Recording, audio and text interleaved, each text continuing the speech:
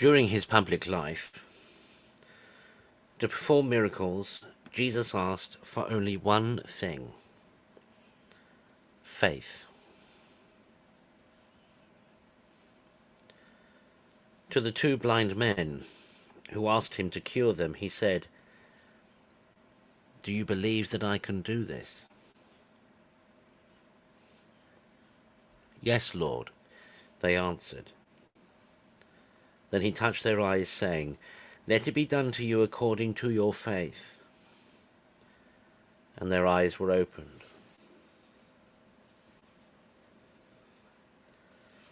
The Gospels tell us that in many places he could hardly perform any miracles because the people lacked faith.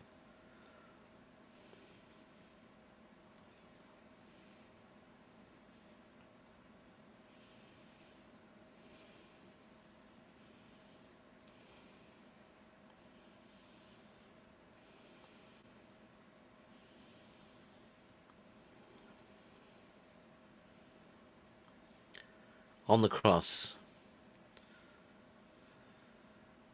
Jesus cried out, "Sitio, I thirst."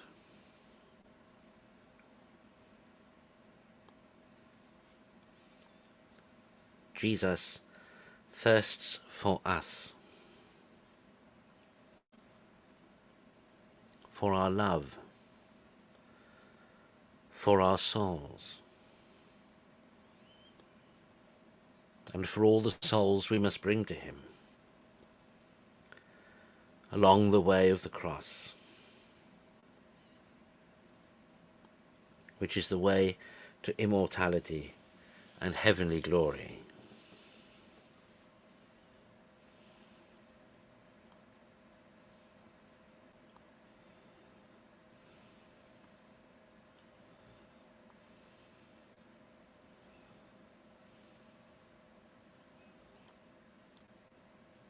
Faith has to inform our whole life.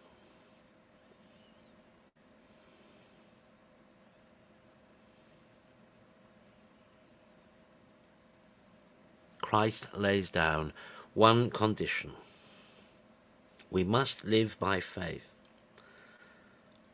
Then we will be able to move mountains. And so many things need moving in the world.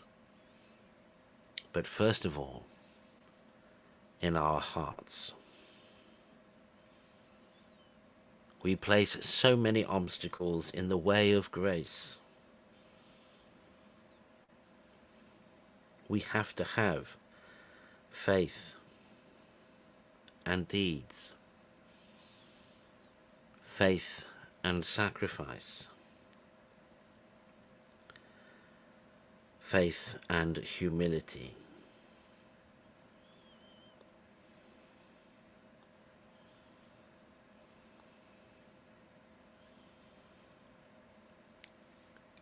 In the present pandemic crisis, preventing many Christians all around the world from assembling and attending services together, it's worth remembering that from the church,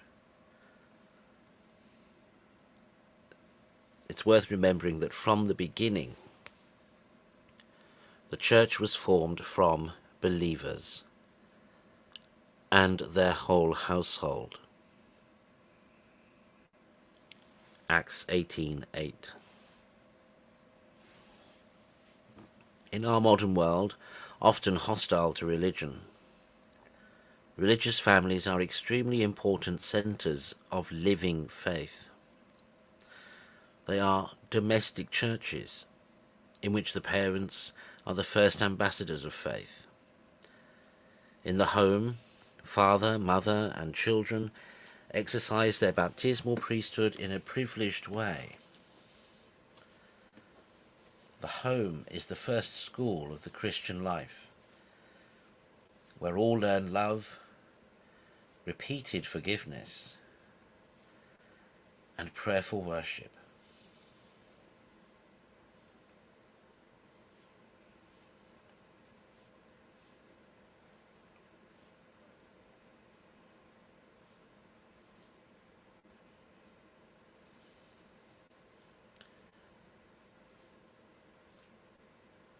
The large number of single-parent families today means that not every Catholic family consists of a mother and a father.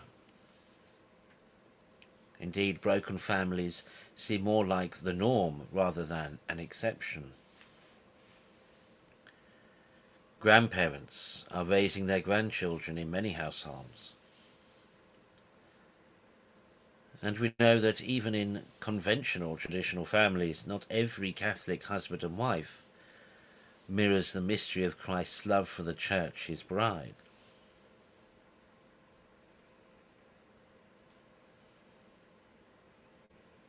Likewise, many single persons, often not married by force of circumstances, are close to Jesus' heart even without a human family.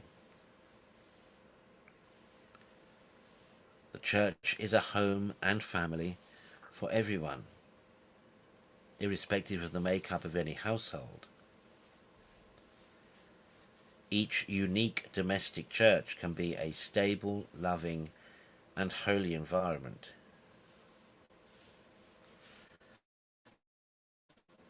In these days of social isolation, it's even more important that those who love Jesus strive to greater effort to manifest their love for him by making their homes a domestic church.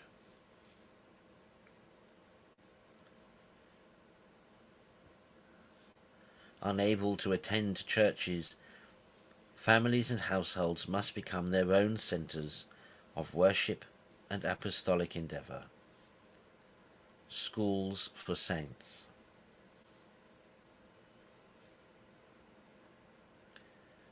Within the walls of the domestic church, children should be able to learn about their faith through their parents' and grandparents' word and example, as well as within the many growing pains and nitty-gritty details of everyday life as a family grows together in holiness. And adults too, no matter their relationship, can grow or be moved to come to faith if they are living with Christians.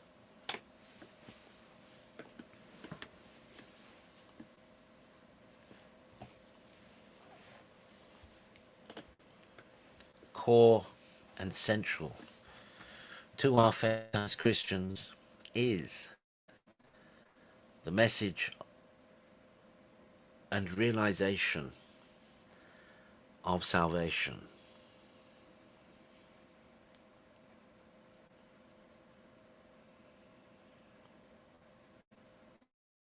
Without the forgiveness of sin, without the cross of Calvary, there is no gospel.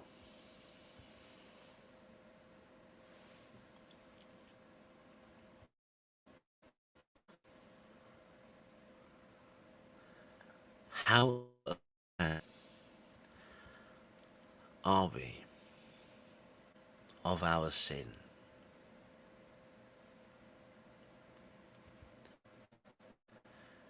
In the shifting sands of modernist relativism,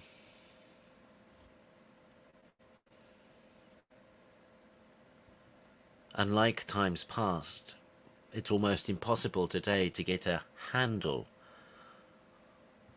on what society regards as moral.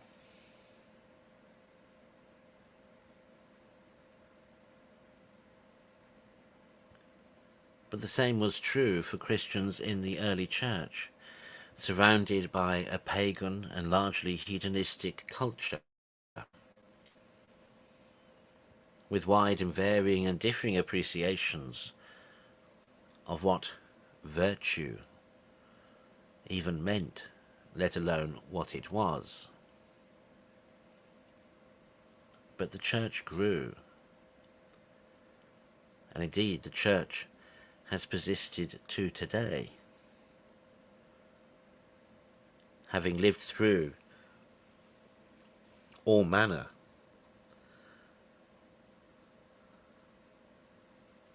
of societal changes and perspectives over the centuries. And why?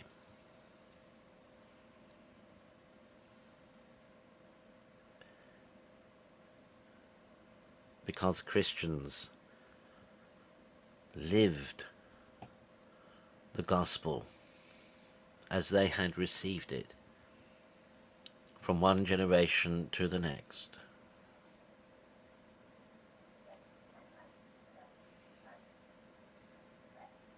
Because the principles and precepts of the gospel, of divine revelation, of God's law, and of the requirements and conditions of God for communion with us,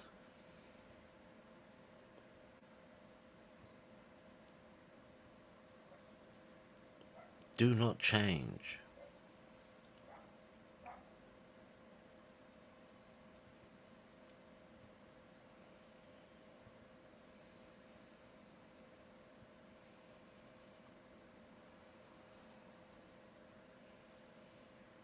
What was a sin 5,000 years ago in God's eyes has remained a sin since.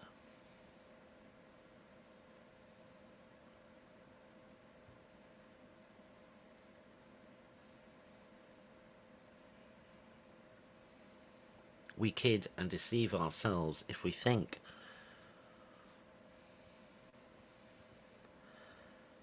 that somehow we know more or know better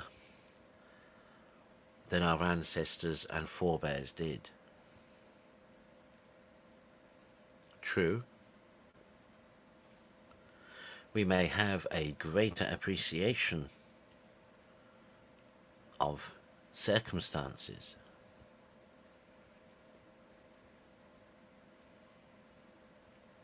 We may have a more lenient and sympathetic understanding of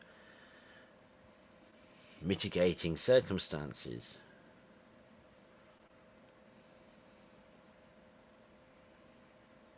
We ought to have a better and greater and deeper understanding of the human condition.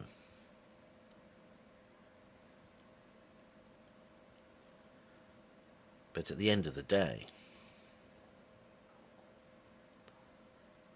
there is still objectively right or wrong.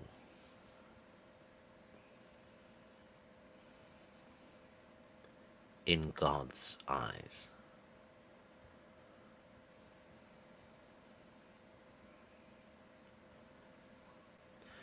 When we sin, how often do we attempt to understand and see our sin from God's eyes rather than our own willful and subjective perspective?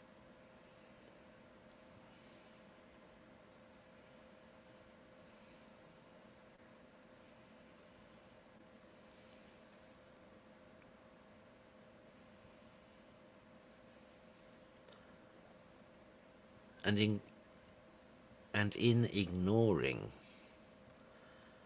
as we are so often want to do, God's perspective,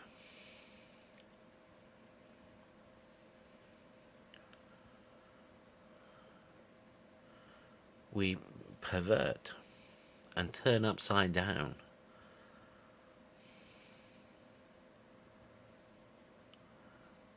the system of morality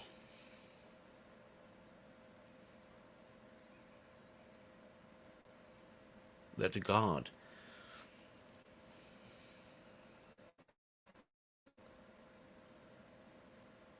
ought to dictate to us, but which we interpret for ourselves.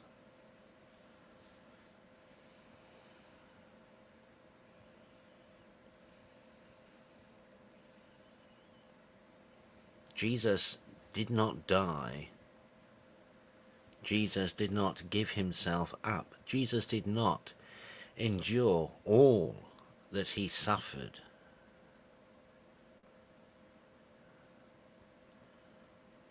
for our individual subjective appreciation of what we think is right or wrong.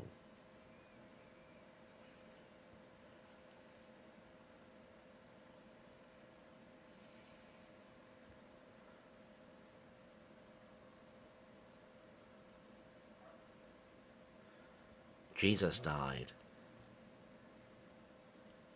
for the sins that we commit in God's eyes.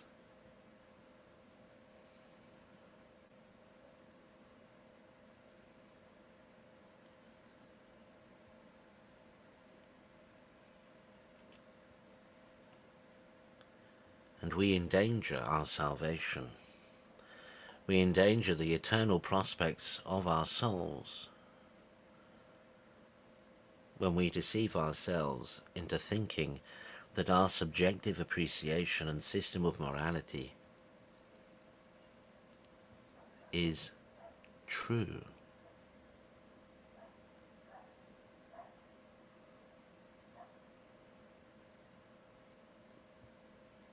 For we will likely find ourselves on the wrong side of God's judgment if we persist in such delusion.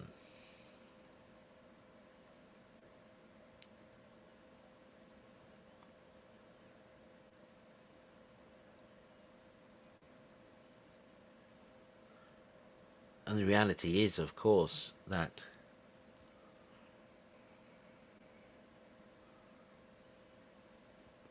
we know we are perverting our perspective of God's law.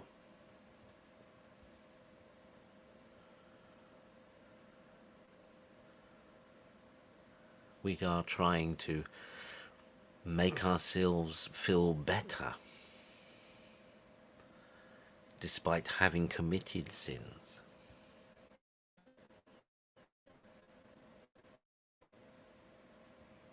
In order, we think, to put off or not even receive the righteous judgment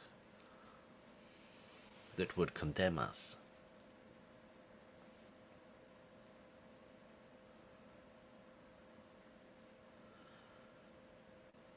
And we do this despite the fact that the core message of the gospel is that those who truly repent have nothing to fear from the Lord.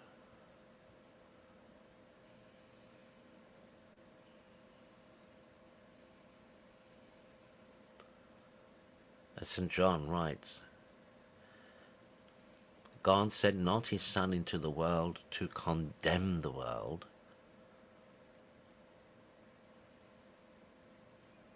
but that through him the world might be saved.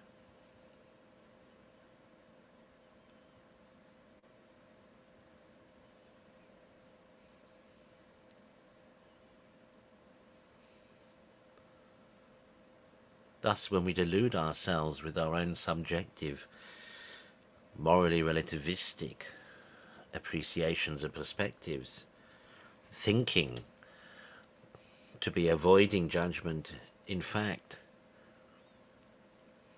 we are placing ourselves directly in the path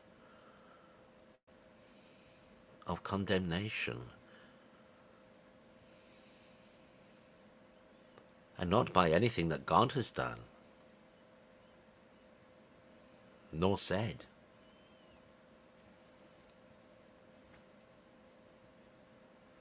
But we condemn ourselves by our actions, by our willfulness, by our stubbornness,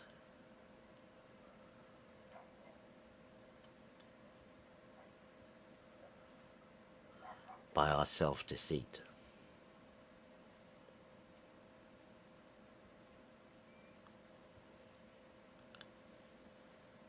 And that is why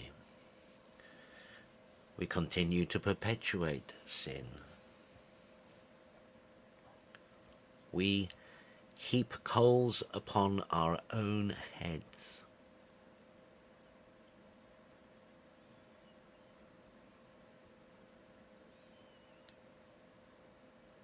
By constantly moving the perceived goalposts, we just allow ourselves to fall deeper and deeper into an ever-widening pit of self-distraction, of self-induced despair, of needless anxiety,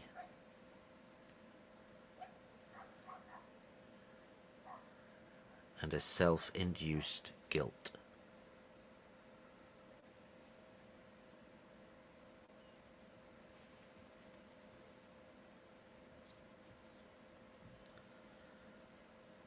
Jesus did not sacrifice himself for any of that.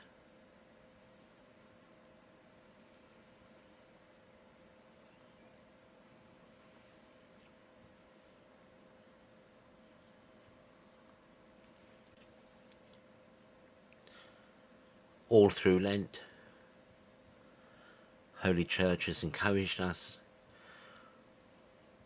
to repair and to restore our communion with God and with each other.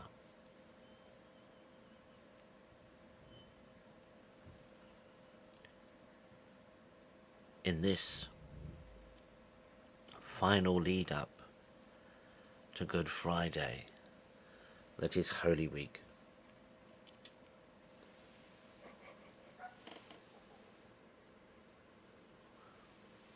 we have the opportunity now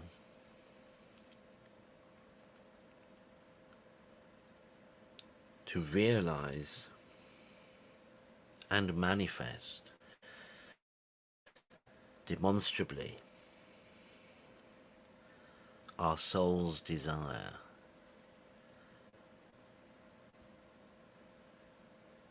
to realize and experience communion with God. If we would but allow ourselves to acknowledge and to recognize the reality of our need for redemption and salvation.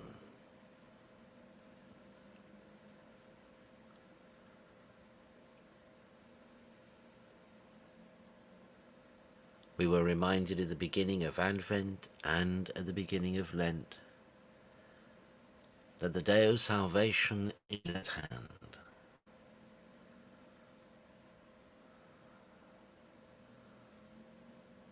This Friday we will commemorate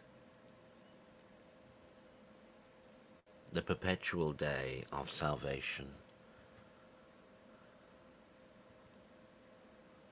that is and was Good Friday.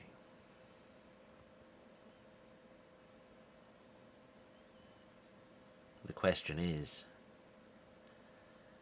have we enough faith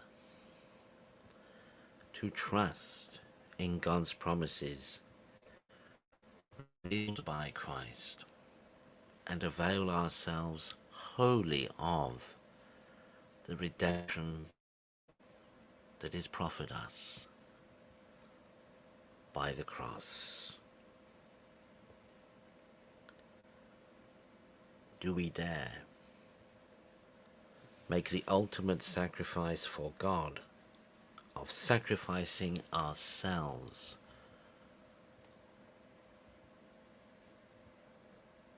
on his cross?